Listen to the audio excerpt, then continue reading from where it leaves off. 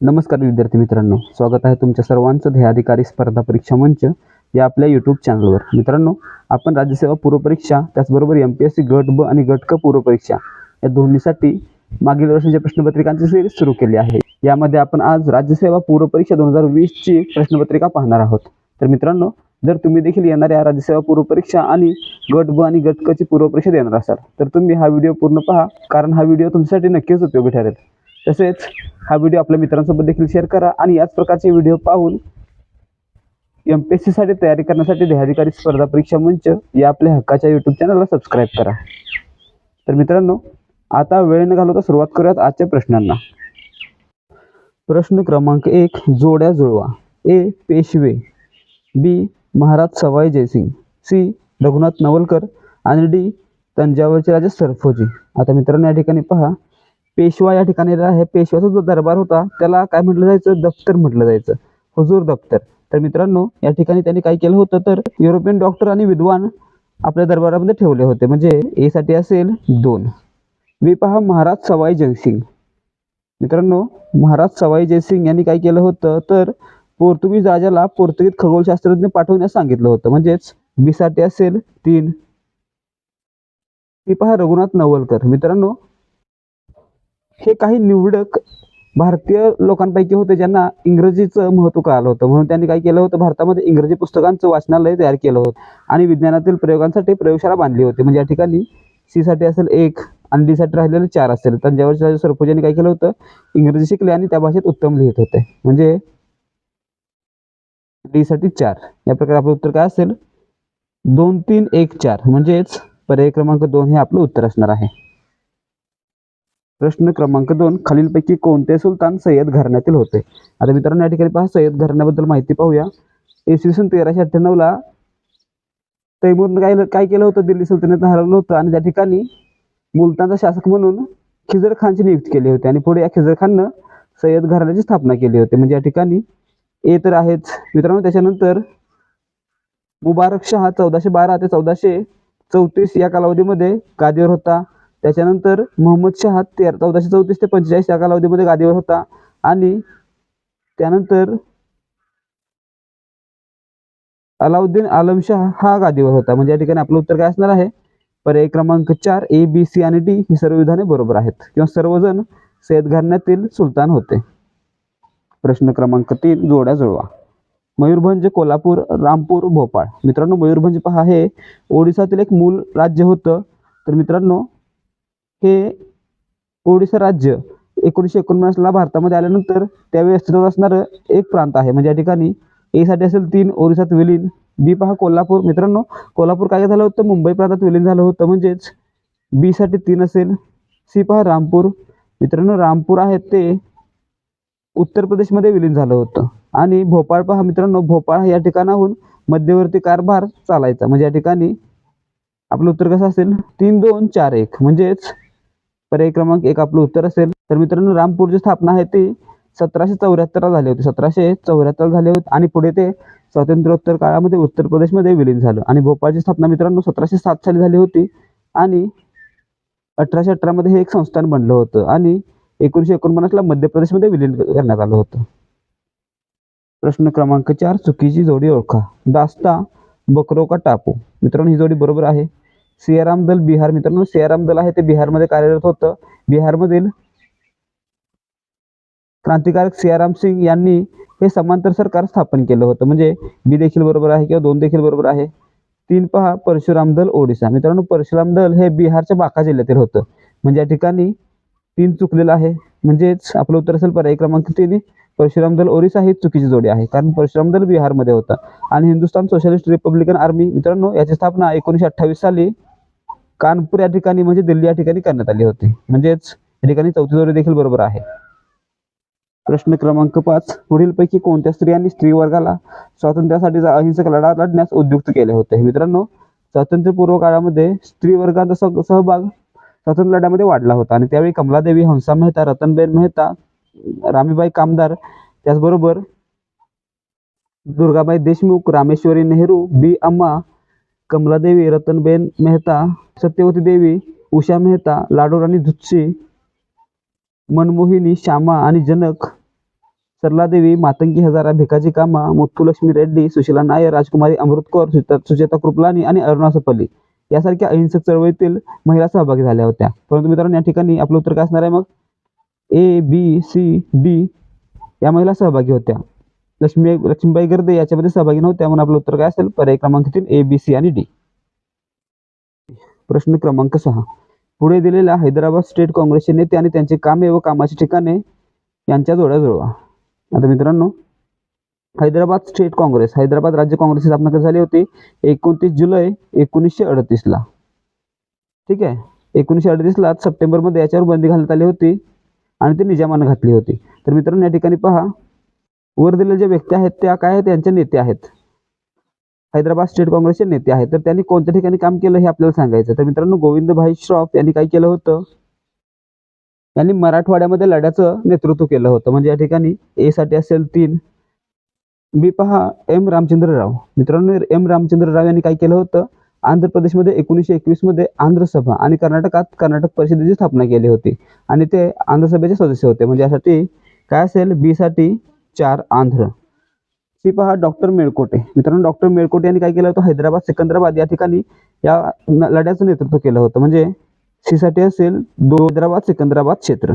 आता डी पहा दिगंबरराव बिंदू. तर मित्रांनो यांनी काय केलं होतं? ऍक्शन कमिटी म्हणजे कृती समितीचं अध्यक्षस्थान भूषवलं होतं किंवा प्रमुख बनले होते. म्हणजे या ठिकाणी डी साठी असेल 1. म्हणजे आपलं उत्तर कसं असेल? 3 4 2 1. म्हणजेच पर्याय क्रमांक 4 हे आपलं उत्तर असेल. प्रश्न क्रमांक 7. पुढील वाक्यात पुढीलपैकी कोणाचे वर्णन केले आहे?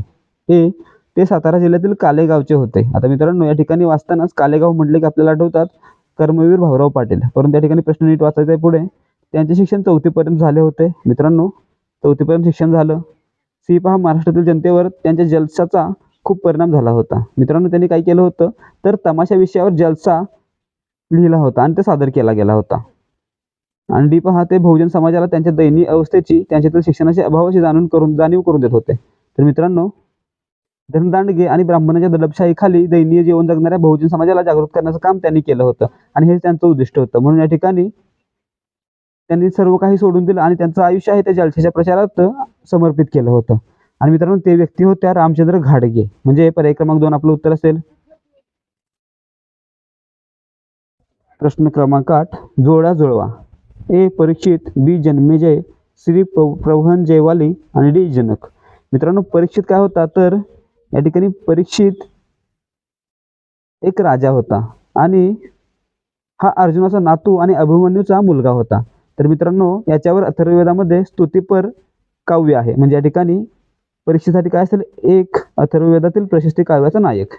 बी जन्मेजय. मित्रांनो जन्मेजय आहे तो काय होता? ह्या परीक्षेचा मुलगा होता आणि यानं काय केलं होतं? पृथ्वी प्रदक्षिणा केली होती. म्हणजे या ठिकाणी बी साठी काय असेल? बी साठी असेल 2. सी पहा प्रवहन जयवाली. मित्रांनो प्रवहन जयवाली आहे तो एक प्रसिद्ध तत्वज्ञ होता. म्हणजे या ठिकाणी सी साठी 3 असेल. आणि जनक कोण होता? तर याज्ञवल्क्यांचे संरक्षण करणारा रक्षक होता. म्हणजे या ठिकाणी डी साठी 4 असेल. म्हणजे आपलं उत्तर काय असेल? 1 2 3 4 असंच असेल. म्हणजे पर्याय क्रमांक 3 आपलं उत्तर असणार आहे. प्रश्न क्रमांक 9. 23 मे 1945 रोजी उंबरगाव तालुक्यातील झरी येथील आदिवासींच्या परिषदेत भाषण करून वेठबिगारी संपव असे कोणी सांगितले? आता मित्रांनो या ठिकाणी पहा शामराव परुळेकर आणि गोदावरी परुळेकर यांनी काय केलं होतं? 1945 ते 1947 या काळात महाराष्ट्रातील वारली आदिवासी उठावाचे नेतृत्व केलं होतं. आणि मित्रांनो यापैकी शामराव परुळेकर यांनी 23 मे 1945 रोजी उंबरगाव तालुक्यामध्ये झरी येथे भरलेल्या आदिवासीच्या परिषदेमध्ये सक्तीच्या मजुरीची प्रथा संपवण्यास सांगितलं होतं. म्हणजे वेठबिगारी संपवण्यास सांगितलं होतं. म्हणजेच या ठिकाणी आपलं उत्तर काय असेल? पर्याय क्रमांक 3 शामराव परुळेकर. प्रश्न क्रमांक 11. पुढील राज्य काय होती? आता मित्रांनो या ठिकाणी पहा माळवा, अर्जुनियान, योद्धेय, मदरक, अभीर, परर्जुन, सनकानिक, काक, खरपारिक हे मित्रांनो आहेत ती अशी राज्य आहेत जी समुद्रगुप्ताच्या दिग्विजय आणि धर्मविजय धोरणाच्या मध्ये स्वतःहून शरण आली होती. म्हणजे या ठिकाणी पर्याय क्रमांक 2 समुद्रगुप्ताला शरण गेलेली टोळींची राज्य असं आपलं उत्तर असेल. तर मित्रांनो आणखी काही पहा समताता, दवाका, कामरूप, नेपाळ आणि कार्त त्रिपुरा आहेत ती शरणागती पत्करलेली इतर राज्य आहेत जी सरहद्दीला होती. आता मित्रांनो या ठिकाणी समुद्रगुप्तावर प्रश्न आलेला आहे. तर समुद्रगुप्ताचा कार्यकाल काय होता? इसवी सन 335 ते 380. तर मित्रांनो यानं काय केलं होतं, संपूर्ण भारतामध्ये दिग्विजय आणि धर्मविजय धोरण राबवलं होतं आणि त्यामुळेच त्याला V.A. स्मिथ काय म्हणतो, भारताचा नेपोलियन असं म्हणतो, लक्षात ठेवा. त्याला आणखी 2 उपाध्या आहेत, विक्रमंक आणि कविराजा. तर मित्रांनो समुद्रगुप्त, चंद्रगुप्त याप्रमाणे इतर महत्त्वाच्या राजांवर देखील आपल्याला पाहायला पाहिजे. त्यावरील माहिती तुम्ही नक्की घ्या, जेणेकरून तुम्हाला येणाऱ्या परीक्षेमध्ये ते उपयोगी पडेल. प्रश्न क्रमांक 12 जोड्या जुळवा. ए. मुकुंददास, बी. बाळ गंगाधर टिळक, सी. लाला लजपत राय आणि डी. चिदंबरम पिल्ले. आता या ठिकाणी मुकुंददास कोण होते मित्रांनो, तर एक बंगाली कवी, पोवाडा गायक आणि संगीतकार होते. तर मित्रांनो यांनी काय केलं होतं, जे देशभक्तीपर गीतं लिहिली होती. म्हणजेच ए साठी असेल 4. बी पहा बाळ गंगाधर टिळक. मित्रांनो बाळ गंगाधर टिळक यांनी काय केलं होतं, तर मुंबईमध्ये जे गिरणी चालक आहेत त्यांना लोकांना कमी दरामध्ये कापड उपलब्ध करून देण्यासाठी विनंती केली होती. म्हणजे बी साठी असेल 3. ती पहा लाला लजपत राय. मित्रांनो लाला लजपत राय यांनी काय केलं होतं, तर परदेशातील साखरेच्या वापराविरोधात स्वदेशी चळवळ सुरू केली होती. म्हणजे सी साठी असेल 2. आणि चिदंबरम पिल्ले. मित्रांनो चिदंबरम पिल्ले यांनी काय केलं होतं, तर स्वदेशी स्टीम नॅव्हिगेशन कंपनी सुरू केली होती. म्हणून त्यांना मित्रांनो सुकाणू धरणारा तमिळ माणूस म्हणून देखील संबोधलं जातं. म्हणजे डी साठी असेल 1. म्हणजेच आपलं उत्तर कसं असेल, 4, 3, 2, 1. म्हणजेच पर्याय क्रमांक 2 हे आपलं उत्तर असणार आहे. प्रश्न क्रमांक 13. पुढीलपैकी कोणत्या व्यक्ती शहाजहानच्या दरबारी चित्रकार होत्या. मित्रांनो शहाजहानच्या काळात कलांना वाव होता. वेगवेगळ्या कला सादर करणं, वेगवेगळ्या कलांना प्रोत्साहन द्यायचं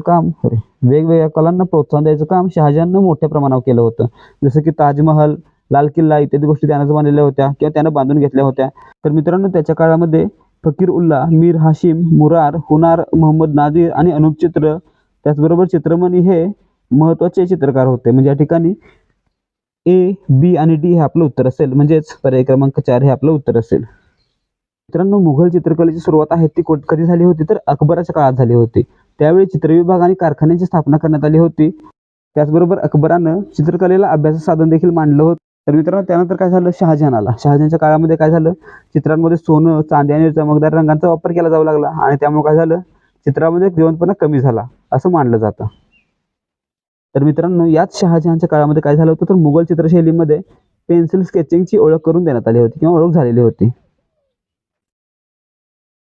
प्रश्न क्रमांक 14. पुढील गोष्टींची कालक्रमानुसार मांडणी करा. ए. पाकिस्तानचा ठराव. मित्रांनो पाकिस्तानचा ठराव होता तो 22 ते 24 मार्च 1940 दरम्यान सुरू करण्यात आला होता किंवा तयार करण्यात आला होता आणि त्याला 23 मार्च 1940 रोजी स्वीकारण्यात आलं होतं, मार्च 1940. बी पहा राजांची योजना काँग्रेसने फेटाळली. मित्रांनो राजांची योजना होते ती 1944 मध्ये राजाजी सूत्र नावाच्या भारतीय राष्ट्रीय काँग्रेस आणि मुस्लिम लीगमधील कोंडी फोडण्याच्या योजनेचा एक संच प्रस्तावित केला होता. म्हणजे मित्रांनो या ठिकाणी 1944 असेल. त्यानंतर मित्रांनो हा संच फेटाळल्यानंतर त्यांनी पुन्हा राजाजींनी पुन्हा एक सूत्र काँग्रेस पुढे मांडलं होतं. म्हणजे या ठिकाणी 1944ला हे देखील घडलं होतं आणि शेवटी 1945ला शिमला परिषद भरली होती, ज्यामध्ये लॉर्ड वेवेल, महात्मा गांधी आणि मोहम्मद अली जिन्ना हे हजर होते. आणि मित्रांनो हे शिमला या ठिकाणी भरली होती. म्हणजे आपला क्रम कसा असेल, ए 1 नंबरला, बी 2 नंबरला, सी 3 नंबरला आणि डी 4 नंबरला. म्हणजेच ए बी सी हे आपलं उत्तर असेल पर्याय क्रमांक 2. प्रश्न क्रमांक 15. इसवी सन 75 मध्ये टिंबटिंब यांनी भारतातील निर्यातीचा संदर्भ असलेला नॅचरल हिस्ट्री हा ग्रंथ लिहिला. मित्रांनो इसवी सन 75 मध्ये नॅशनल हिस्ट्री हा ग्रंथ कोण लिहिला होता, प्लिनी यांनी लिहिला होता. कोण, प्लिनी. पर्याय क्रमांक 1 आपलं उत्तर असेल. मित्रांनो याचं नाव होतं प्लिनी द एल्डर. तर मित्रांनो प्लिनी कोण होता, तर प्लिनी हा रोमन सम्राट होता, वेस्पेशियन याचा एक प्रशासक होता. प्रश्न क्रमांक 16. जोड्या लावा. स्तंभ 1 शहर आणि स्तंभ 2 नदीच्या काठावर. आता मित्रांनो या ठिकाणी पहा भारतातील शहर नाही आहेत. पॅरिस आहे ते सीन नदीच्या काठावर आहे, म्हणजे ए साठी 4 असेल. बी जिनेवा. मित्रांनो जिनेवा आहे ते रोन नदीच्या काठावर आहे, म्हणजे बी साठी 2 असेल. त्यानंतर बॉन हे शहर मित्रांनो राहीन नदीच्या काठावर आहे, म्हणजेच सी साठी 1 असेल. आणि कीव आहे ते मित्रांनो निपर नदीच्या काठावर आहे, म्हणजे या ठिकाणी डी साठी 3 असेल. म्हणजेच आपलं उत्तर कसं असेल, 4, 2, 1, 3. म्हणजेच पर्याय क्रमांक 1 हे आपलं उत्तर असणार आहे. प्रश्न क्रमांक 17. पुढील विधाने विचारात घ्या. ए. कडप्पा खडकश्रेणी ही पैनगंगा आणि गोदावरी नदी खोऱ्यात आढळते. बी. धारवाड खडकश्रेणीमध्ये लोह खनिज मॅंगनीज सापडते. ती गोंडवाना खडक श्रेणीमध्ये दगडी कोळसा मुबलक प्रमाणात आढळतो. आता मित्रांनो या ठिकाणी पहा, आर्कियन खडक प्रणालीचे दोन प्रकार आहेत, धारवाड प्रणाली आणि आर्कियन प्रणाली. तर मित्रांनो त्यानंतर पुराणा खडक प्रणाली ते म्हणजेच प्रीकॅम्बियनचे विंध्यन आणि कडप्पा हे दोन प्रकार आहेत. द्रविडियनचे कार्बोनिफेरस प्रणाली हा प्रकार आहे आणि आर्यन खडक प्रणालीमध्ये तृतीयक प्रणाली, दख्खन पठार, मध्यजीव प्रणाली आणि गोंडवाना प्रणाली आहेत. तर मित्रांनो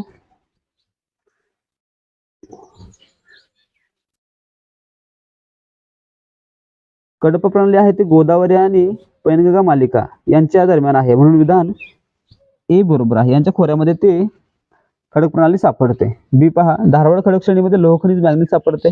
मित्रांनो धारवाड खडक प्रणाली आहे ती काय आहे तर धातू संबंधी खनिज पदार्थाचे भांडार आहे किंवा त्याला भांडार मानलं जातं. त्या ठिकाणी लोह, मॅग्नीज, सोने, तांबे इत्यादी धातूंचा खनिजामध्ये समृद्धता आढळते, म्हणजे या ठिकाणी बी देखील बरोबर आहे. सी पहा, गोंडवाना खडक श्रेणीमध्ये दगडी कोळसा मुबलक प्रमाणात आढळतो. मित्रांनो गोंडवाना खडक प्रणाली म्हणजे छोटा नागपूरचा प्रदेश आहे, त्या प्रदेशामध्ये सर्वाधिक मोठ्या प्रमाणात कोळसा सापडतो आणि भारतातील 98% कोळसा हा गोंडवाना खडक प्रणालीमध्ये आढळतो, म्हणजे या ठिकाणी सी देखील बरोबर आहे. म्हणजे आपलं उत्तर काय असेल, वरील सर्व ए बी सी ही विधाने बरोबर आहेत, म्हणजे पर्याय क्रमांक 4. प्रश्न क्रमांक 18, जोड्या लावा नदी आणि सविस्तर माहिती. सिंधू नदी. मित्रांनो सिंधू नदी आहे ती काय करते, तिबेटमधील मानसरोवराजवळ उगम पावते, म्हणजेच ए साठी असेल 2. तापी नदी. मित्रांनो तापी नदी आहे ती सातपुडा पर्वतरांगेमध्ये मध्य प्रदेशातील बैतूल जिल्ह्यामध्ये उगम पावते, म्हणजे बी साठी असेल 3. तिसरी आहे नर्मदा नदी. मित्रांनो नर्मदा नदी आपल्याला माहित आहे कुठे उगम पावते, तर मध्य प्रदेशातील अमरकंटक टेकड्यामध्ये उगम पावते, म्हणजे या ठिकाणी सी साठी असेल 4. आणि कावेरी नदी ही पश्चिम घाटातील ब्रह्मगिरी पर्वतरांगेमध्ये उगम पावते, म्हणजे या ठिकाणी डी साठी असेल 5. म्हणजे आपलं उत्तर काय असेल. प्रश्न क्रमांक 19, खालीलपैकी कोणत्या जिल्ह्यांची लोकसंख्या घनता आणि लिंग गुणोत्तर जनगणना 2011 प्रमाणे बरोबर आहे. आता मित्रांनो या ठिकाणी पहा, ठाणे जिल्ह्याची 2011 ची लोकसंख्या घनता किती होती, 1157 होती. या ठिकाणी 886 दिलेले आहे, म्हणजे हे चुकलेलं आहे. आणि लिंग गुणोत्तर किती होतं, लिंग गुणोत्तर होतं 886. मित्रांनो हे देखील चुकलेलं आहे, म्हणजे ए ही जोडी चुकलेली आहे. बी जोडी पहा, नाशिकची लोकसंख्या घनता होती 393 आणि लिंग गुणोत्तर होतं 934, म्हणजे नाशिक बी बरोबर आहे. सी पहा, नांदेडची लोकसंख्या घनता किती होती 319 आणि लिंग गुणोत्तर किती होतं 943, म्हणजे हे देखील बरोबर आहे. डी पहा, औरंगाबाद म्हणजे आजचं संभाजीनगर त्यावेळी त्या ठिकाणी लोकसंख्येची घनता होती 366 आणि लिंग गुणोत्तर होतं 923. या ठिकाणी 920 दिलेला आहे, म्हणजे हे देखील चुकलेलं आहे. म्हणजे आपलं उत्तर काय असेल, बी आणि सी बरोबर, तर फक्त ए आणि डी चुकीचं आहे. म्हणजे या ठिकाणी आपलं उत्तर काय असेल, पर्याय क्रमांक 3 बी आणि सी. प्रश्न क्रमांक 20, खालील शास्त्रज्ञांनी दिलेल्या इष्टतम लोकसंख्येच्या व्याख्येशी संदर्भित शास्त्रज्ञांच्या जोड्या लावा.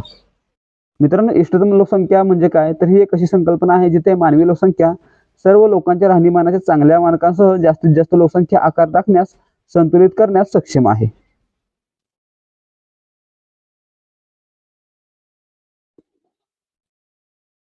तर मित्रांनो म्हणजे काय, तर एखाद्या क्षेत्रामध्ये लोकसंख्या आणि संसाधन यांच्यामधील संबंध किंवा संतुलित संबंध दर्शवते. आता या ठिकाणी बोल्डिंग काय म्हणते मित्रांनो, तर या लोकसंख्येमध्ये राहणीमानाचा दर्जा उंचवलेला आहे ती इष्टतम लोकसंख्या आहे, म्हणजे या ठिकाणी ए साठी असेल 2. बी पहा, डाल्टन काय म्हणतोय तर इष्टतम लोकसंख्या ही दरडोई जास्तीत जास्त उत्पन्न देते, म्हणजे बी साठी असेल 4, प्रतिडोई जास्तीत जास्त उत्पन्न. पीटरसन म्हणतोय नैसर्गिक, सांस्कृतिक आणि सामाजिक वातावरणात जास्तीत जास्त आर्थिक परतावा देणाऱ्या लोकांची ही संख्या आहे, म्हणजेच जास्तीत जास्त आर्थिक परतावा, म्हणजे सी साठी असेल 1. आणि डी साठी कार्ल सँडर्स काय म्हणतोय, तर इष्टतम लोकसंख्या आहे ती जास्तीत जास्त समाज कल्याण निर्माण करते, म्हणजे डी साठी 3 असेल. म्हणजे आपलं उत्तर काय असेल, 2 4 1 3, म्हणजेच पर्याय क्रमांक 2 हे आपलं उत्तर असणार आहे. प्रश्न क्रमांक 21, महाराष्ट्रातील मृदेच्या संदर्भातील विधाने पहा. ए, रेगूर मृदेत ॲल्युमिनियम व लोहाचे प्रमाण भरपूर असते. मित्रांनो रेगूर मृदा आहे ते महाराष्ट्राच्या बहुतांश भागामध्ये सापडते आणि या मृदेमध्ये ॲल्युमिनियम आणि लोह मोठ्या प्रमाणात आढळतं. त्याचबरोबर या मातीमध्ये नायट्रोजन आणि सेंद्रिय पदार्थ कमी असतात, म्हणजे ए बरोबर आहे. बी पहा, जांभी मृदा आर्द्र हवामान विभागात आढळते. ती उष्णकटिबंधीय आणि उपोष्णकटिबंधीय भागात जे त्या ठिकाणी दमट म्हणजे आर्द्र वातावरण असते या ठिकाणी आढळते, म्हणजे बी देखील बरोबर आहे. सी पहा, तांबडी मृदा भंडारा जिल्ह्यात सापडते. मित्रांनो, तांबडी मृदा आहे ती उत्तर कोकण, पूर्व विदर्भातील भंडारा, गोंदिया आणि गडचिरोली जिल्हा या ठिकाणी आढळते, म्हणजे या ठिकाणी सी देखील बरोबर आहे. आणि डी पहा, तांबड्या मृदेत सेंद्रिय द्रव्यांचे प्रमाण कमी असते. तर मित्रांनो, तांबड्या मृदेमध्ये चुना, मॅग्नेशियम, फॉस्फरस, नायट्रोजन आणि कवक अगदी कमी प्रमाणात असतात, तर पोटॅशियम मोठ्या प्रमाणात आढळतं, म्हणजे या ठिकाणी डी देखील बरोबर आहे. म्हणजे आपलं उत्तर काय असेल, वरील सर्व विधाने बरोबर आहेत. म्हणजेच पर्याय क्रमांक 4 विधान ए, बी, सी आणि डी बरोबर आहेत. प्रश्न क्रमांक 22, खालील विधानांचे परीक्षण करून योग्य पर्याय निवडा. ए, बहुतांश भारतीय कोळसा क्षेत्र 78 अंश पूर्व रेखावृत्ताच्या पूर्वेला आहे. मित्रांनो, 78 अंश पूर्व रेखावृत्त काय आपल्या भारतामध्ये, तर हे भारतातील प्रमाणवेळ असलेले रेखावृत्त आहे. तर मित्रांनो, याच्या पूर्वेला म्हणजेच छोटा नागपूर पठार या भागामध्ये गोंडवाना खडक प्रणाली आढळते आणि या ठिकाणी मोठ्या प्रमाणात कोळसा क्षेत्र आहे, म्हणजेच ए बरोबर आहे. बी पहा, भारताच्या एकूण कोळसा उत्पादनाच्या 50% कोळसा ओरिसा, छत्तीसगड आणि झारखंड या राज्यातून होतो. मित्रांनो, हे देखील बरोबर आहे. म्हणजे आपलं उत्तर काय असेल, पर्याय क्रमांक 1 ए आणि बी दोन्ही बरोबर आहेत. प्रश्न क्रमांक 23, उपोष्ण कटिबंधीय उच्च दाब पट्ट्याकडून विषुववृत्तीय कमी दाब विभागाकडे वाहणाऱ्या वाऱ्यांना टिंबटिंब म्हणतात. मित्रांनो, या वाऱ्यांना उष्णकटिबंधीय पूर्व वारे किंवा ग्रहीय वारे किंवा व्यापारी वारे असं म्हटलं जातं, म्हणजे या ठिकाणी पर्याय क्रमांक 3 व्यापारी वारे हे आपलं उत्तर असेल. तर मित्रांनो, 0 ते 30 अक्षांशामध्ये वाहणाऱ्या वाऱ्यांना व्यापारी वारे असं म्हटलं जातं, लक्षात ठेवा. प्रश्न क्रमांक 24, महाराष्ट्रामध्ये शेतजमिनीच्या विभाजनामुळे काय झाले. तर मित्रांनो, या ठिकाणी पहा, शेतकरी स्वतःच्या कुटुंबापुरते धान्य उत्पादन करू शकत नाही. मित्रांनो, बरोबर आहे, जमिनी तुकडे झालेले आहेत, जमीन कमी झालेली आहे आणि त्यामुळे पुरेसा अन्नधान्य पुरवठा किंवा उत्पादन होत नाहीये, म्हणजे हे बरोबर आहे. बी पहा, शेतजमिनीस पाणी पुरवठा करण्यास अडचणी निर्माण होत आहेत. मित्रांनो, जमीन इतकीशी आहे आणि त्यासाठी मोठ्या प्रमाणावर सिंचन व्यवस्था करायची तर खूप खर्च होईल, म्हणजे या ठिकाणी बी देखील बरोबर आहे. सी पहा, आधुनिक शेती अवजारांचा आर्थिकदृष्ट्या उपयोग परवडत नाही. मित्रांनो, जमीन असेल 10 गुंठे आणि त्यासाठी मोठा ट्रॅक्टर घालायचा किंवा मोठ्या मेहनती करून घ्यायच्या, हे परवडणार नसतं, म्हणजे या ठिकाणी सी देखील बरोबर आहे. डी पहा, शेतीवर व्यक्तिगत लक्ष ठेवणे आर्थिकदृष्ट्या परवडत नाही. मित्रांनो, त्या शेतीमध्ये जर एखाद्या व्यक्ती गुंतून राहिला, अगदीच कमी क्षेत्रामध्ये एखादी व्यक्ती जर त्या शेतीमध्ये गुंतून राहिली तर त्या व्यक्तीचं होणारं उत्पादन कमी होईल, म्हणजेच हे आर्थिकदृष्ट्या परवडणार नाहीये, म्हणजे या ठिकाणी डी देखील बरोबर आहे. म्हणून आपलं उत्तर काय असेल, पर्याय क्रमांक 4 ए, बी, सी, डी ही विधानं बरोबर आहेत. प्रश्न क्रमांक 25, सागरी तळ खालील प्रमुख विभागात विभागले जातात, त्यांचा योग्य पर्याय निवडा. भूखंड मंच, मित्रांनो भूखंड मंच बरोबर आहे. भूखंड उतार, मित्रांनो हे देखील बरोबर आहे. सागरामध्ये अचानक उतार सुरू होतो त्याला भूखंड उतार म्हटलं जातं. भूखंड कटक आणि पर्वत, मित्रांनो मित्रांनो या ठिकाणी पहा, भूखंड कटक आणि सी पहा, भूखंड कटक आणि पर्वत. मित्रांनो, पर्वत हा पाण्याखाली शकतो, परंतु भूखंड कटक आहे तो पाण्याच्या बाहेर असेल, म्हणजे या ठिकाणी सी नाहीये. डी पहा, मध्यम खोल सागरी पठार, मित्रांनो हे देखील नाहीये. मध्यम खोल सागरी पठार हा देखील सागरी तळाचा भाग नाहीये. आणि सी पहा, खोल सागरी मैदान, मित्रांनो खोल सागरी मैदान हा सागरी तळाचा भाग आहे का आहे. आणि एफ पहा, सागरी डोह, मित्रांनो हे देखील सागरामध्ये असलेलं खोल ठिकाण आहे, म्हणजे या ठिकाणी एफ देखील सागरी तळाचा भाग आहे, म्हणजे आपलं उत्तर काय असेल, ए, बी, ई, एफ हे काय आहेत, तर सागरी तळाचे प्रमुख विभाग आहेत, म्हणजेच ए, बी, ई, एफ कोणत्या पर्यायामध्ये आहे, पर्याय क्रमांक 2 मध्ये आहे, हे आपलं उत्तर असेल. प्रश्न क्रमांक 26, जुळवा धारवाड खडकश्रेणी आणि विभाग. मित्रांनो, धारवाड खडकश्रेणी आहे ती आर्कियन खडक प्रणालीचा एक भाग आहे. याच्यामध्ये चॅम्पियन, चिल्पी, रियालो, लोह धातू, चंपानेर, क्लोथपेट, खोंडोलाइट, साकोली आणि सौसर मालिका किंवा श्रेणी आढळतात. तर मित्रांनो, यापैकी चॅम्पियन श्रेणी आहे ती कोलार आणि रायचूर जिल्ह्यामध्ये आहे, म्हणजे ए साठी असेल 3. चिल्पी श्रेणी आहे ती बालाघाट आणि छिंदवाडा या भागामध्ये आहे, म्हणजे बी साठी असेल 4 बालाघाट जबलपूर. रियालो श्रेणी आहे ती दिल्ली या ठिकाणी, ज्याला मजनू का टिला असं म्हटलं जातं, ते अलवार राजस्थान या भागापर्यंत पसरलेली आहे, म्हणजे या ठिकाणी सी साठी असेल 2 दिल्ली आणि अलवार. आणि डी पहा, आयर्न ओर श्रेणी, मित्रांनो या श्रेणीमध्ये लोह मोठ्या प्रमाणात आहे आणि यालाच लोह धातू मालिका असं म्हटलं जातं. तर ही मित्रांनो सिंगभूम, झारखंड, बोनई, मयूरभंज आणि केंझार ओडिसा या ठिकाणापर्यंत पसरलेली आहे, म्हणजे या ठिकाणी पर्याय क्रमांक ह्या 4ला असेल 1 सिंगभूम आणि बोनाई. तर मित्रांनो, चंपानेर मालिका आहे ती वडोदरा या ठिकाणी, क्लोथपेट मालिका आहे ती बालाघाट आणि छिंदवाडा या ठिकाणी, खोंडोलाइट मालिका आहे ती उत्तर कृष्णा नदीच्या खोऱ्यातील पूर्व घाटाला, साकोली मालिका आहे ती जबलपूर व रेवा जिल्ह्यामध्ये, साकोली मालिका आहे ती जबलपूर आणि रेवा जिल्हा मध्य प्रदेश या ठिकाणी, आणि सौसर मालिका आहे ती नागपूर आणि भंडारा या ठिकाणी आढळते. म्हणजे या ठिकाणी आपलं उत्तर काय असणार आहे? 3, 4, 2, 1 म्हणजेच पर्याय क्रमांक 1 हे आपलं उत्तर असणार आहे. प्रश्न क्रमांक 27, नंदुरबार जिल्ह्यातील तालुक्यांचा उत्तरेकडून दक्षिणेकडे असा योग्य क्रम लावा. मित्रांनो, नंदुरबार जिल्ह्यामध्ये एकूण 6 तालुके आहेत. त्यापैकी सर्वात वर आहे अक्राणी म्हणजेच धडगाव, त्याच्यानंतर अक्कलकुवा, त्याच्यानंतर तळोदा, त्यानंतर शहादा, त्यानंतर नंदुरबार आणि शेवटी नवापूर. मग या ठिकाणी योग्य क्रम कसा असेल? धडगाव, तळोदा, नंदुरबार म्हणजेच पर्याय क्रमांक 2 हे आपलं उत्तर असेल. धडगाव म्हणजे काय? अक्राणी, लक्षात ठेवा. प्रश्न क्रमांक 28, जर भारतामध्ये प्रमाण वेळ दुपारचे 12 अशी असेल तर त्याच वेळी अनुक्रमे ग्रीनिच व आंतरराष्ट्रीय वाररेषा या रेखावृत्तावर वेळ काय असेल? मित्रांनो, आता या ठिकाणी भारतामध्ये दुपारचे 12 वाजले असतील तर लक्षात ठेवा ग्रीनिच या ठिकाणी म्हणजे GMT या ठिकाणी काय असेल तर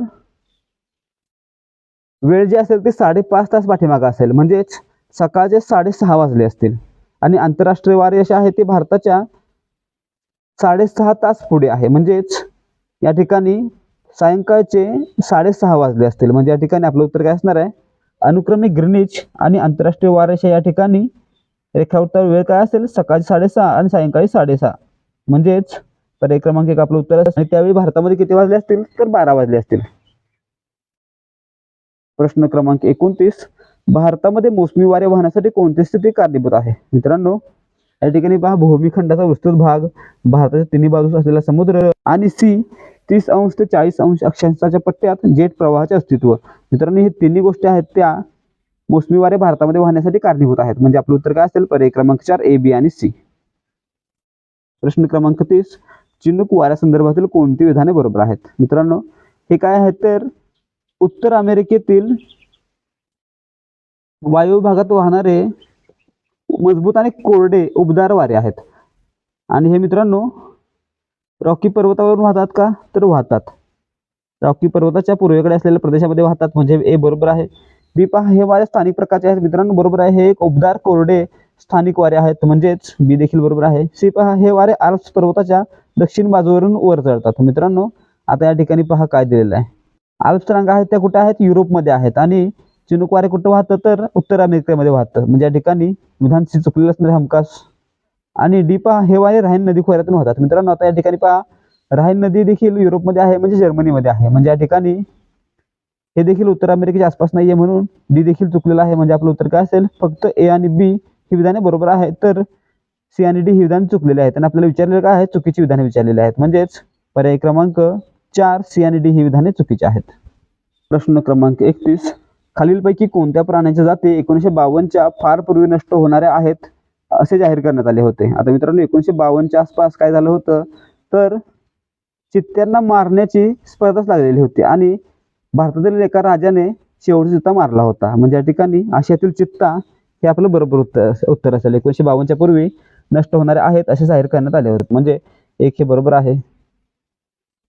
प्रश्न क्रमांक 32, वसतिस्थान नष्ट होणे हे खालीलपैकी कोणत्या उपक्रमामुळे होऊ शकते? मित्रांनो, वसतिस्थान नष्ट होण्यासाठी कारण कोणते आहेत? निर्वनीकरण, जमिनीच्या वापरात होणारे बदल आणि दलदलींचे पुनर्प्रापन. म्हणजे या ठिकाणी ए, सी आणि बी म्हणजे ABC हे आपलं उत्तर असणार आहे. म्हणजे पर्याय क्रमांक 2 आपलं उत्तर असणार आहे. तर उदरनिर्वाह शेतीमुळे वस्ती निर्माण होऊ शकते, परंतु नष्ट होणार नाहीये. प्रश्न क्रमांक 33, योग्य जोड्या लावा. नॅशनल पार्क आणि राज्य. मित्रांनो, नामदफा. मित्रांनो, याला नामदफा राष्ट्रीय उद्यान असं म्हटलं जातं आणि हे कुठे आहे तर हे आहे अरुणाचल प्रदेशमध्ये. म्हणजेच ए साठी असेल 3.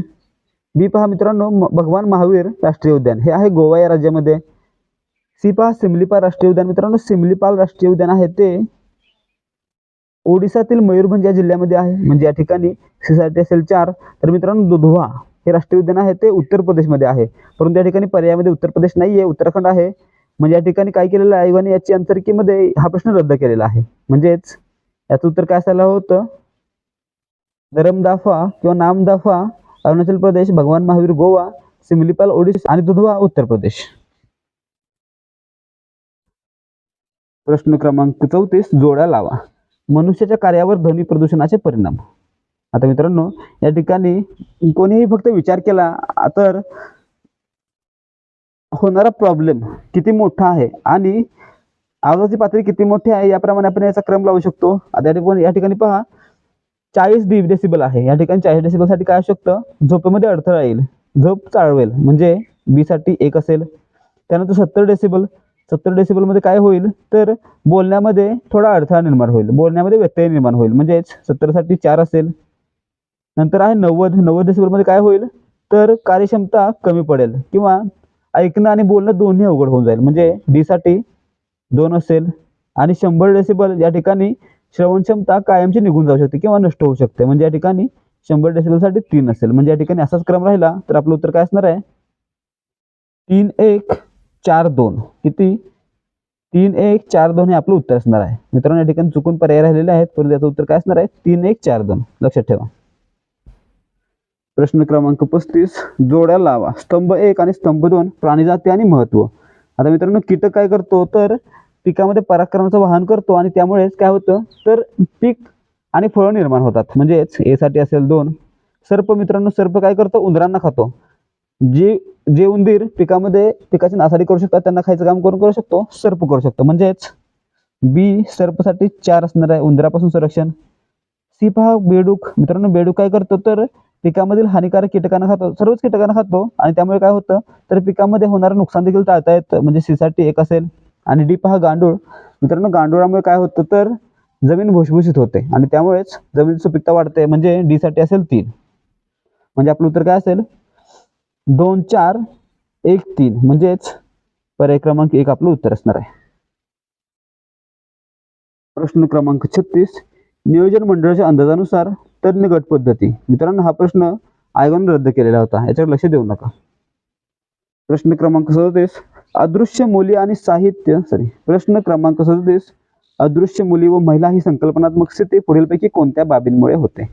आता मित्रांनो या ठिकाणी मुलगाच हवा असण्याची प्राधान्यता किंवा हव्यास आणि उच्च माता मृत्यू दर यामुळे काय होतं, तर महिला आणि मुलींची संख्या समाजामध्ये कमी होत चालली आहे. म्हणजे या ठिकाणी या दोन्ही गोष्टीमुळे अदृश्य मुली आणि महिला ही संकल्पनात्मक स्थिती निर्माण होते. म्हणजेच फक्त ए आणि डी हे आपलं उत्तर असेल, पर्याय क्रमांक 1. प्रश्न क्रमांक 38, संसद आदर्श ग्राम योजना SAGY बाबत खालीलपैकी कोणते विधान बरोबर नाही. मित्रांनो कोणते विधान बरोबर नाही असं विचारलेलं आहे, लक्षात ठेवा. SAGY म्हणजे संसद आदर्श ग्राम योजना आहे, ती 11 ऑक्टोबर 2014 रोजी सुरू करण्यात आली होती. बरं मित्रांनो या ठिकाणी सप्टेंबर 2016 लिहिलेलं आहे, म्हणजे या ठिकाणी ए चुकलेला आहे. बी 2 पहा, खासदार 2019 पर्यंत 2 किंवा अधिक मॉडेल विलेज विकसित करू शकतात. मित्रांनो विधान 2 बरोबर आहे. खासदार 2019 पर्यंत 2 किंवा अधिक मॉडेल विलेज विकसित करू शकतात. तर यामध्ये भारतातील 2500 पेक्षा अधिक खेडी समाविष्ट आहेत. मित्रांनो हे देखील बरोबर आहे, यामध्ये भारतातील 2500 पेक्षा अधिक खेडी समाविष्ट आहेत. आणि या योजनेचं वैशिष्ट्य काय आहे, तर मागणीशी आधारित, समाजाद्वारे प्रेरित आणि लोकांच्या सहभागावर आधारित ही योजना आहे. आणि या ठिकाणी फक्त 2 आणि 3 ही विधान बरोबर आहे, तर विधान 1 चुकलेलं आहे. म्हणजे या ठिकाणी आपलं उत्तर काय असणार आहे, पर्याय क्रमांक 1 हे चुकलेलं आहे किंवा बरोबर नाही. प्रश्न क्रमांक 39, सन 2018चा भारताचा SDG निर्देशांक हे दर्शवतो. मित्रांनो SDG म्हणजे काय, तर सस्टेनेबल डेव्हलपमेंट गोल्सचा निर्देशांक आहे. तो काय दर्शवतो, तर भारताचा सरासरी निर्देशांक 57 आहे. मित्रांनो बरोबर आहे, भारताचा सरासरी निर्देशांक आहे 57. हे बरोबर आहे. बी महाराष्ट्र राज्य हे आघाडीच्या गटात समाविष्ट आहे. मित्रांनो महाराष्ट्र राज्य आहे ते, तर मित्रांनो SDG 2018चा निर्देशांक आहे तो कशावर आधारित होता, तर गुणांवर आधारित होती, ज्यामध्ये राज्यांना आणि केंद्रशासित प्रदेशांना अचिव्हर, फ्रंट रनर, परफॉर्मर आणि ॲस्पिरंट या 4 विभागामध्ये वर्गीकृत केलं होतं. तर मित्रांनो अचिव्हर कोण असतो, ज्याला 100 गुण मिळाले तो अचिव्हर. फ्रंट रनर कोण, ज्याला 100 पेक्षा कमी पण 65 पेक्षा जास्त गुण आहेत तो फ्रंट रनर. परफॉर्मर कोण, ज्याला 65 पेक्षा कमी परंतु 50 पेक्षा जास्त गुण आहेत तो परफॉर्मर. आणि ज्याला 50 पेक्षा कमी गुण आहेत तो ॲस्पिरंट. तर मित्रांनो याप्रमाणे महाराष्ट्र राज्य आहे हे आघाडीच्या गटामध्ये सहभागी होतं का, नव्हतं. मित्रांनो महाराष्ट्राचे गुण किती होते, महाराष्ट्राचे गुण होते 64, म्हणजे 65 पेक्षा कमी आहेत. म्हणजे महाराष्ट्र कशामध्ये होतं, परफॉर्मन्स स्टेटमध्ये होतं. म्हणजे या ठिकाणी बी हे चुकलेलं आहे. सी पहा, उत्तर प्रदेश राज्याचा समावेश उत्तम या गटात होतो. मित्रांनो उत्तर प्रदेश आहे त्याचे गुण किती होते, 55 गुण होते. म्हणजे उत्तर प्रदेश कशामध्ये होतं, तर उत्तर प्रदेश होतं परफॉर्मर राज्यामध्ये. म्हणजे या ठिकाणी देखील बी सी देखील चुकलेला आहे, म्हणजे आपलं उत्तर काय असेल, फक्त ए बरोबर आणि बी आणि सी हे चुकलेले आहेत. म्हणजेच पर्याय क्रमांक 1 हे आपलं उत्तर असेल. प्रश्न क्रमांक 40 GATT general agreement on trade and tariffs संबंधात पुढील विधाने विचारात घ्या. गॅटची स्थापना 1948 साली झाली. मित्रांनो, गॅटची स्थापना कधी झाली होती? 1 जानेवारी 1948 ला याची स्थापना करण्यात आली होती. म्हणजे या ठिकाणी ए बरोबर आहे.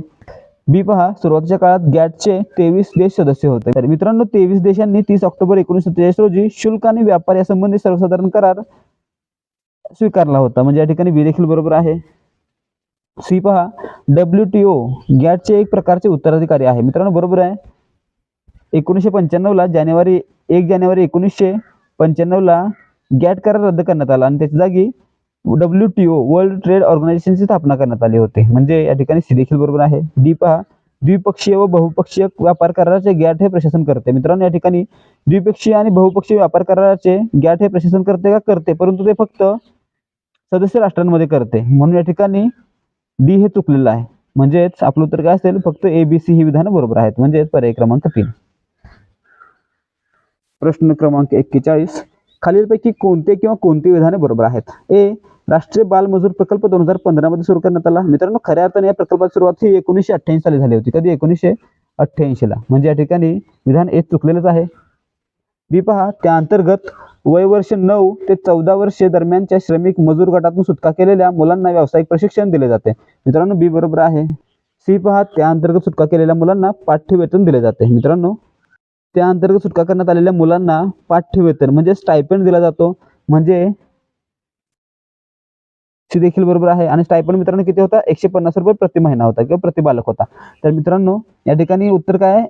ए चूक आणि बी आणि सी बरोबर. म्हणजेच या ठिकाणी पर्यायामध्ये हे दिलेलं नाहीये. म्हणून या ठिकाणी आयोगाने आन्सर की मध्ये काय दिलेलं आहे? वरील सर्व दिलेलं आहे. परंतु या ठिकाणी याचं उत्तर काय असायला होतं? फक्त बी आणि सी बरोबर. तर ए चूक आहे. प्रश्न क्रमांक 42 योग्य जोड्या लावा. गट अ, आर्थिक सुधारणा आणि वैशिष्ट्य. विमुद्रीकरण. मित्रांनो, विमुद्रीकरण कशासाठी केलं जातं? तर खोटे चलन निष्कासित करण्यासाठी. बाजारामध्ये जे खोटं चलन फिरत आहे ते बंद करण्यासाठी. म्हणजे ए साठी असेल 2. नवा बेनामी कायदा. मित्रांनो, नवा बेनामी कायदा कशासाठी केला गेला होता? तर बेनामी मालमत्ता आणि त्याचा निधीचे स्रोत ज्याचे कोणताही पुरावा नाही ते स्रोत हस्तगत करण्यासाठी आणि त्यांना रोख घालण्यासाठी. म्हणजे या ठिकाणी काळ्या पैशाचं नियंत्रण करण्यासाठी. म्हणजेच बी साठी असेल 1. ती पहा, दिवाळखोरी कायदा. मित्रांनो, दिवाळखोरी कायदा आहे तो अयशस्वी व्यवसायांच्या निराकरण प्रक्रिया सुलभ व्हाव्या आणि गतिशील व्हाव्या म्हणून दिवाळखोरी कायदा सुरू करण्यात आला होता. म्हणजे सी साठी काय असेल? व्यवसाय सरळतेच प्रवर्तित करणं. म्हणजे 4. आणि आधार कायदा काय होता मित्रांनो? तर अनुदान तर्कसंगत करण्यासाठी. म्हणजेच अनुदानांचे तर्काधिष्ठीकरण करण्यासाठी. म्हणजे डी साठी असेल 3. म्हणजे आपलं उत्तर काय असणार आहे? 2 1 4 3. म्हणजेच पर्याय क्रमांक 2 हे आपलं उत्तर असेल. प्रश्न क्रमांक 43 मानवी विकास निर्देशांक हा आरोग्य आणि शिक्षण आणि राहणीमान यांचा संयुक्त निर्देशांक आहे. मित्रांनो, बरोबर आहे. मानवी विकास निर्देशांक हा आरोग्य, शिक्षण आणि राहणीमान यांचा संयुक्त निर्देशांक आहे आणि यांच्या आधारे तो मोजला जातो. म्हणजे ए बरोबर आहे. बी पहा, राहणीमानाचे मोजमाप हे दरडोई स्थूल देशांतर्गत उत्पादन याच्या आधारे केले जाते. मित्रांनो, हे चुकलेलं आहे. राहणीमानाचं मोजमाप आहे ते फक्त दरडोई उत्पन्नावर केलं जातं, म्हणजे देशांतर्गत उत्पादनावर केलं जात नाही. म्हणून या ठिकाणी बी हे चुकलेलं आहे. म्हणून आपलं उत्तर काय असेल?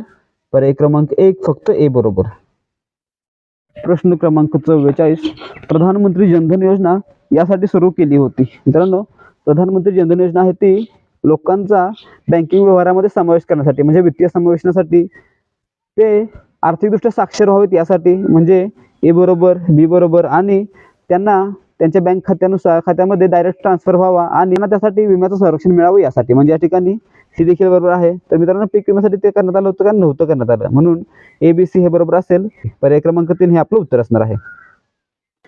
प्रश्न क्रमांक 45 खालील विधाने विचारात घ्या. ए, भारतीय नियोजन आयोगाची जागा नीती आयोगाने जानेवारी 2015 पासून घेतली आहे. मित्रांनो, बरोबर आहे. नियोजन आयोगाची जागा नीती आयोगाने 1 जानेवारी 2015 पासून घेतली. म्हणजेच ए बरोबर. बी पहा, प्रमाणक स्थापक नॉर्मेटिव्ह नियोजन हे नीती आयोगाचे मार्गदर्शक तत्व आहे. मित्रांनो, हे देखील बरोबर आहे. म्हणजे आपलं उत्तर काय असेल? पर्याय क्रमांक 3 ए आणि बी दोन्ही बरोबर आहेत. मित्रांनो, नियोजन आयोगाची स्थापना कधी झाली होती? 15 मार्च 1950 ला. लक्षात ठेवा, 15 मार्च 1950 ला आणि 17 ऑगस्ट 2014 ला तो विसर्जित करण्यात आला आणि 1 जानेवारी 2015 पासून नीती आयोगाची स्थापना करण्यात आली होती. लक्षात ठेवा. प्रश्न क्रमांक 46, आंतरराष्ट्रीय सौर युती ISA इंटरनॅशनल सोलर अलायन्स बाबत खालीलपैकी कोणते विधान बरोबर नाही? मित्रांनो, बरोबर नाही म्हणजे चुकीचं आहे असं विचारलेलं आहे. युती 121 सौर संसाधन समृद्ध देशांची आहे. मित्रांनो, बरोबर आहे. आंतरराष्ट्रीय सौर युती आहे ती 121 देशांची आहे, म्हणजेच एक बरोबर आहे.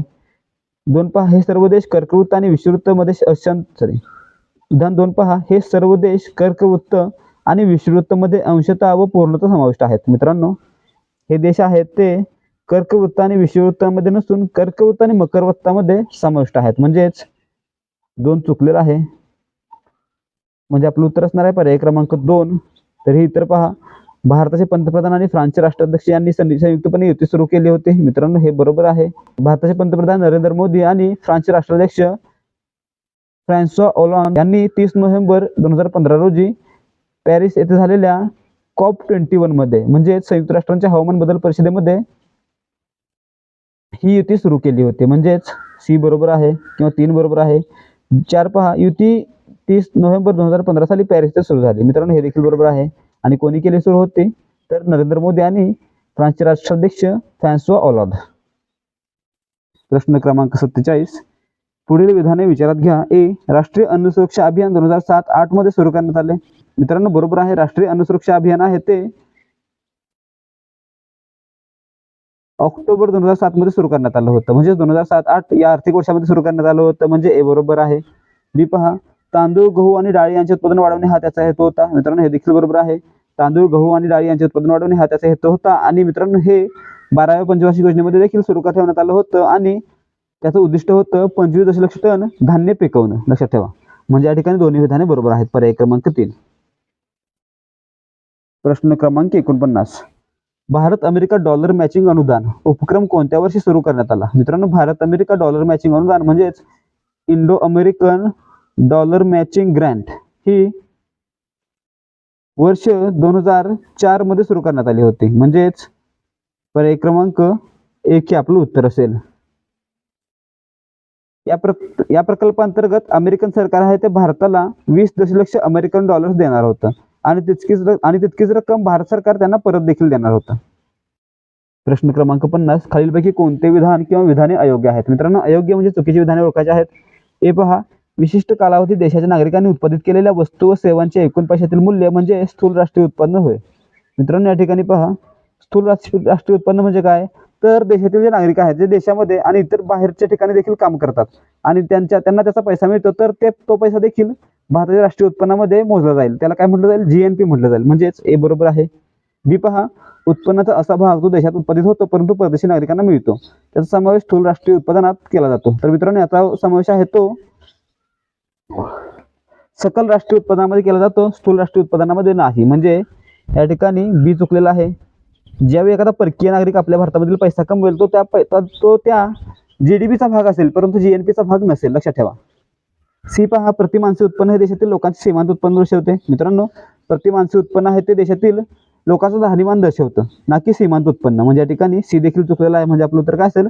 फक्त विधान ए बरोबर आहे, तर विधान बी आणि सी हे चुकलेलं आहे. म्हणजेच पर्याय क्रमांक 3 आपलं उत्तर असेल. विद्यार्थी मित्रांनो, आजसाठी फक्त एवढंच. आज आपण काय पाहिलं? 2020च्या राज्यसेवा परीक्षेतील पहिले 50 प्रश्न. उद्याच्या व्हिडिओमध्ये आपण राहिलेले 50 प्रश्न पाहणार आहोत. तर मित्रांनो, जर तुम्हाला या व्हिडिओमधील प्रश्न आणि माहिती समजली असेल तर व्हिडिओला एक लाईक करा आणि आपल्या मित्रांसोबत देखील शेअर करा. त्याचबरोबर जर तुम्हाला याच प्रकारे PYQ पाहिजे असतील, महत्त्वाचे प्रश्न पाहिजे असतील आणि सराव करायचा असेल तर तुम्ही देहाधिकारी स्पर्धा परीक्षा मंच या आपल्या हक्काच्या YouTube चॅनलला सबस्क्राईब करा. त्याचबरोबर चॅनलवर जे व्हिडिओ अपलोड केले जातात, जी माहिती पुरवली जाते ते तुमच्यापर्यंत वेळेवर पोहोचावी यासाठी बेल आयकॉनवर क्लिक करा आणि ऑलवर सेट करा. भेटूया या सिरीजच्या पुढच्या भागामध्ये. जय हिंद, जय महाराष्ट्र.